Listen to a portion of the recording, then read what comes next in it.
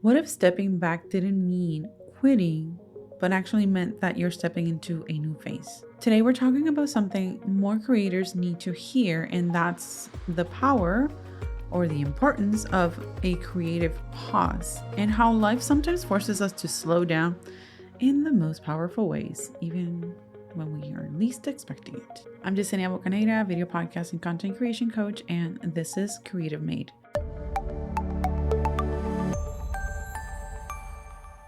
This episode is one I've been feeling quite deeply lately and for quite some time. And I've also struggled on how to organize these thoughts because I want to talk about what happens when life gets in the way, when grief hits you, and even goals ask you to pause, not to stop, but really to pay attention. So in March, I signed up for my first marathon. I'll be running it in Lyon, France. And the same day that I signed up for that marathon, a few hours later, I found out that my dad had passed away. So a lot of emotions have been happening throughout the last few months, especially throughout those first few days and weeks, because in addition to that, to running a business, to finding out that about my dad, I also was preparing for my first presentation at Podcast Movement. So there were a lot of things that were happening, and I also needed to travel to Texas where my family lives and for all the funeral services and everything. So a lot was happening. And one of the things that I've been experimenting, especially since that time, I think I started a little bit before that, but definitely, that event really marked this new sense of questioning a lot. I also just turned 40, and you're really asking yourself, I'm a very brand new 40-year-old lady, but I've been asking myself a lot of questions of where do I see myself in the next year, or how do I see my business growing within the next few years, and all those things that you ask yourself when you hit these milestone birthdays. Back to this whole running thing. When you're competing in an endurance sport, specifically, or more so on an endurance sport, you really need to pay attention to things. And that's where, that's where I'm connecting everything, because the same way that when you're training for these long events, that you need to pay attention to how your body's feeling, every single corner of your body is feeling. And I'm not a professional runner. So the same thing has been happening with life and with running a business. Is this important? Does this need to be done right now? Are all of my needs met? And am I showing up the best way possible? Like a bunch of all these questions.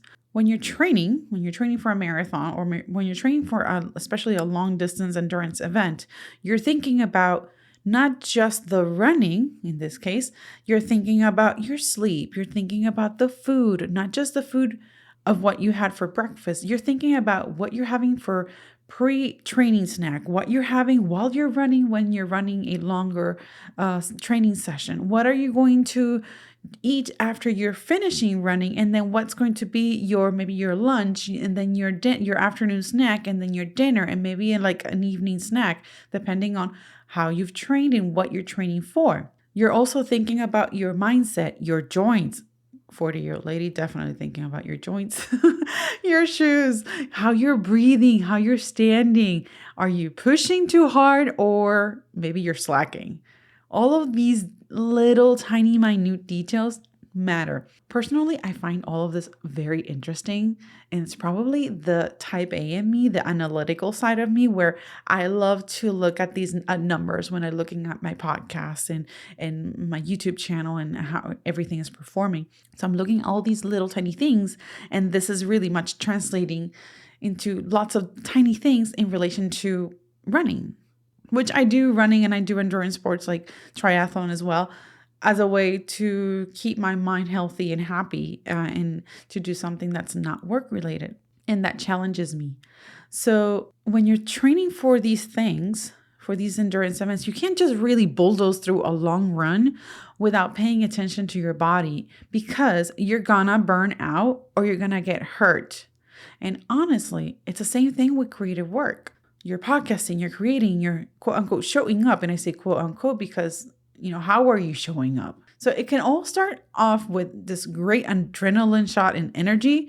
But if you don't build in space to listen and check in with yourself, you can miss signs of fatigue, of disconnection, or misalignment. And all of these are things that I've been asking myself and experiencing after my dad's passing. To be real, one, turning 40, what comes when you're turning 40, your parents, if you still have them in your life, they're getting older.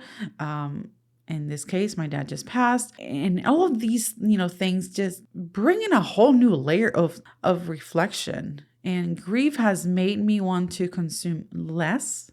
Interestingly, also has made me want to create more intentionally as well. And with this, asking myself a whole lot more. Does this really need to be done right now, or am I just rushing out of habit? And I'm saying out of habit because typically, and I travel often throughout the year, whenever I know that I'm traveling, I like to plan ahead so that I can sort of preload some of the work that needs to be done during the times that I'm traveling, so that if I'm, let's say, traveling to be with my family, then if I need to work, then I can work less and spend more time with them and not have to stress out about like, oh, I have to work or this needs to be done, or just not work at all because I'm maybe on an actual vacation. Trust me, I do not like to work when I'm on vacation. I do not take my laptop. I mean, seriously, I need it. You need it. You need to take a vacation. You need to take a break off away from things. And it doesn't have to mean that you're going on this like fancy adventure. You can just stay at home doing nothing and resting and gardening, or maybe just like reading a good book, but you need to disconnect. It's really, really important for you to show up in the best way possible for your business, for the mission that you have. Another thing that I've been asking myself is, in addition to like, does this need to be done right now, or am I rushing out of habit, is this procrastinating, or is it asking the question of, do I really need to do this? Is this actually important, actually relevant? And that's the powerful question that I want to pass along to you today. It's does this really need to be done now, or can it wait? So with that in mind, I have a couple other questions that come to mind that I've also been asking myself, and that you could too, whenever you're finding yourself where there's lots of things happening. Life is lifing. And that's, am I tired or just distracted? There's lots of stuff happening around the world, around in our own backyard, that can be very, very frustrating, can be distracting, can be infuriating, can generate a lot of emotions. So ask yourself, am I tired or just distracted? Is this aligned or just expected? And would I still want to do this if no one saw it? Especially as a content creator. It's funny that a couple of years ago, I bought this gear to do live streams because I thought, I needed to do this. Guess what? 2 years later, I never did the live streams, and I just started doing the live streams this year. And just so happens that I love it. I've done 2 live streams for my Spanish podcast, Bloom Creativo. And I, not just only was I surprised at the fact that I, one, hardly promoted anything, and 2, I got some people in both times, both locations during the live stream with lots of engagement and time consumption. So for YouTube matters, I mean, it went really great. And I personally just had a lot of fun, and I want to do these lives more. But I showed up in the first place, even though I was a little afraid of and nervous about doing a live stream and just, making a mistake live. I was like, if somebody shows up, great. If not, fine. It's still going to live on YouTube. And if I don't like it, I can always, remove it. So I showed up without expectations, without any specific expectations other than I want to give my best in this live stream. I did my preparation because I wanted to make sure that I had a good content prepared for the audience. But other than that, I had no expectations, and the result was really fun and awesome. So ask yourself, would I still want to do this if no one saw it? And if I answer, me personally, if I answer honestly, I usually know when it's time to rest, to rethink, or to recommit to something.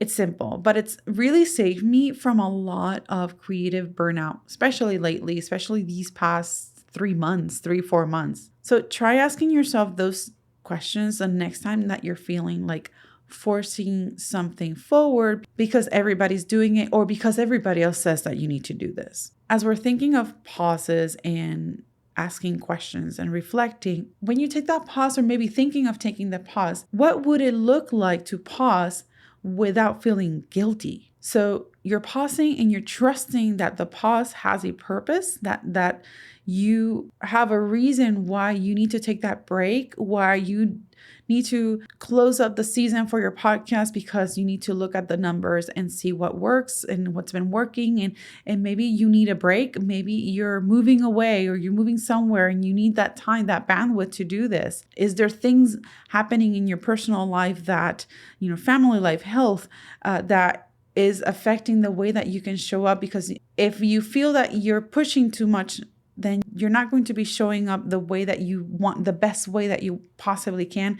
And on top of that, you're not showing up for yourself in the best way possible. So ask yourself, what would it look like to pause without guilt, to create slower, to create and move more intentionally, and still know that you're progressing, that you're moving forward, even if it doesn't look like that. This year has been filled with lots of blessings and with lots of challenging moments. And I'm sure that has happened to you. Maybe that is happening to you.